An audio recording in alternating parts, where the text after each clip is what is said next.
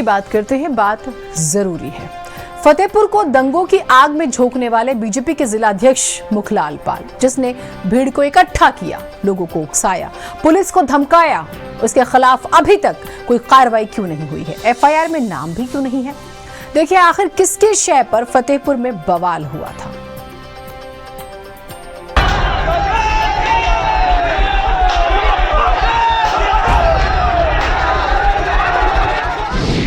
पहले बीजेपी जिलाध्यक्ष मुखलाल ने किया ऐलान, फिर मकबरे को पहुंचाया नुकसान, पुलिस डीएम से सीधा सवाल, किसकी शह पर होने दिया बवाल। फतेहपुर की जनता से आह्वान किया हूं कि एक भारी संख्या में चलकर हम अपने मंदिर में आरती करेंगे, पूजन करेंगे, साफ सफाई करेंगे। ये किसी प्रकार की कोई गड़बड़ी होती है तो उसका दोषी पुलिस प्रशासन होगा और शासन होगा। इस धमकी को सुना आपने? मतलब फतेहपुर में जो गुंडागर्दी दिखाई गई, मकबरे को तोड़ा गया, पुलिस पर लाठियां उठाई गई, वो सब बीजेपी के जिला अध्यक्ष मुखलाल पाल के इशारे पर हुआ। यानी कि कायदे से फतेहपुर के हालातों के लिए सबसे पहले मुखलाल पाल को कानून के शिकंजे में होना चाहिए था, लेकिन नहीं, ये तो आजाद हैं ऐसे ही नफरत को फैलाने के लिए। आपने कहा था ना कि 7 बजे हम बैठक करेंगे, कहा था कि नहीं कहा था? बताइए। ये मुलायम सिंह की सरकार नहीं है कि आप गोली चलवा दोगे, और आपकी हिम्मत है तो आप गोली चलवा कर देखिएगा। अरे बार बार कह रहा हूँ आपको, घूमते रहते हैं। आपने 7 बजे कहा था, क्यों नहीं बुलाया भाई? क्यों नहीं बुलाया आपने? स्पष्ट किया है कि 7 बजे आपने मनमानी की है। मैंने जिलाधिकारी महोदय को बताया है, उनको बताया जिलाधिकारी महोदय के। विवाद को बारीकी से समझे। 11 अगस्त को फतेहपुर जिले का अबूनगर मोहल्ला उस वक्त अखाड़ा बन गया जब हिंदू संगठन के कुछ लोगों ने बीजेपी के जिला अध्यक्ष मुखलाल पाल के साथ मिलकर यहां मकबरे में तोड़फोड़ मचा दी। इन लोगों का दावा है कि ये मकबरा नहीं बल्कि 1000 साल पुराना शिव और कृष्ण का मंदिर है। हुआ है कि हालात को काबू करने के लिए पुलिस के पसीने छूट गए। वैसे फतेहपुर के बवाल ने पूरे देश का ध्यान खींचा। सड़क से सदन तक प्रदेश सरकार पर सवाल उठने लगे। डीएम पुलिस ने जैसा व्यवहार किया, आरोप लगने लगे कि जो हो रहा है पुलिस के संरक्षण में हो रहा है। यहाँ तक कि विधानसभा में भी नेता प्रतिपक्ष माता प्रसाद पांडे ने कहा कि एक पार्टी के नेता ने ऐलान करके मकबरे पर हमला किया। यहाँ तक कि सिद्धार्थनगर में भी ऐसा ही किया गया। जवाब वित्त मंत्री सुरेश खन्ना देते हैं और कहते हैं कि सरकार इसमें जिम्मेदार नहीं है।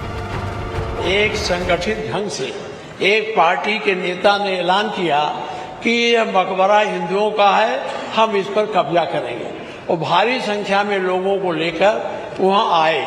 ये लोग आए और हल्ला करते हुए पुलिस को धक्का मुक्की देके उसमें घुस गए और तोड़ फोड़ किया।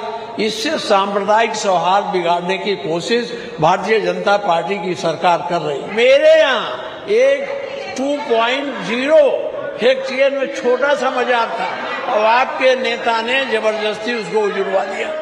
तो ये एक परिपाटी चल गई है कि मुस्लिम मदरसों को तोड़ो, मुस्लिम मकबरों को तोड़ो, जिससे सांप्रदायिक सद्भाव बिगड़े और एक पक्षीय राजनीति इनकी चल सके। इसमें सरकार का और कोई सरकारी तंत्र का किसी प्रकार से इन्वॉल्वमेंट नहीं है। हम इस बात का पूरी तरीके से खंडन करते हैं। फतेहपुर 11/8/2021 को शाम को 6:21 पर इस पर रिपोर्ट लिखी गई। बाद में रिपोर्ट लिखी गई और ये 11 लोगों के नामजद रिपोर्ट है, और नहीं 10 लोगों के नामजद है और 11 150 लोग अज्ञात। इसमें 11 नामजद रिपोर्ट है। हम नाम पहले दे रहे हैं। मानव कल की जो घटना थी बाकायदा इसमें रिपोर्ट पंजीकृत हुई और पूरी तरीके से कानून अपना काम करेगा। जो भी कानून को अपने हाथ में लेने की कोशिश करेगा, जो भी सुनिए, जो भी कानून को अपने हाथ में लेने की कोशिश करेगा उसको न्यायिक प्रक्रिया के तहत दंड जरूर मिलेगा। मानेगा जरूर मिलेगा। बवाल केवल यूपी तक नहीं रहा। AIMIM चीफ ओवैसी कहते हैं कि ये तो 1992 दोहराने की साजिश थी जिसमें सरकार शामिल है। दूसरी तरफ अखिलेश कहते हैं कि बीजेपी की तो स्क्रिप्ट ही एक है, अंग्रेजों की तरह बांटो और राज करो। पुलिस की मौजूदगी में जाकर खबरों को तोड़ा जा रहा है, बेहुरमती की जा रही है, दरगाह के अंदर जाया जा रहा है और पुलिस कुछ नहीं कर रही है। अगर वही लोग मुसलमान समाज के होते तो क्या होता? आप खुद सोचिए। तो कानून का इस्तेमाल जो है ना, मजहब को देखकर, पॉलिटिकल आइडियोलॉजी को देखकर इस्तेमाल किया जा रहा है, तो जाहिर है तो ये तो एक बेहतरीन मिसाल है मुसलमानों से हेट्रेड की और उनको अप्रेस करने की, जो उत्तर प्रदेश में हुआ है कि दरगाह पर हमला, खबरों को तोड़ना। तो ऐसा लग रहा था कि फिर दोबारा 1992 वापस आ रहा है क्या?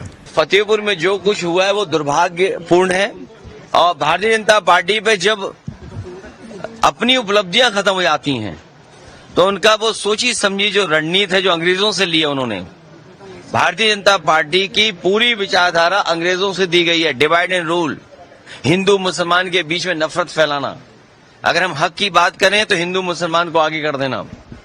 ये जिस तरह का काम हुआ है फतेहपुर में, सरकार को उन दोषी लोगों के खिलाफ कार्रवाई करनी चाहिए।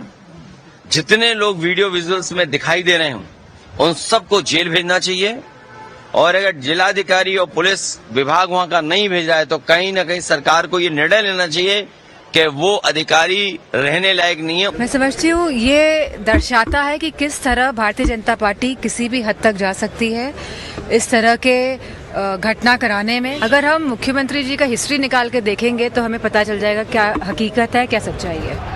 वैसे बवाल पर सवाल तो सपा से भी है कि उसने अपने स्थानीय नेता पप्पू सिंह को पार्टी से बाहर का रास्ता क्यों दिखाया। क्या बीजेपी के साथ साथ सपा के नेता भी इस बवाल में शामिल थे? खैर, कार्रवाई हर उस व्यक्ति पर जरूरी है जो देश के अमन चैन में आग लगा रहा है। ब्यूरो रिपोर्ट, भारत समाचार।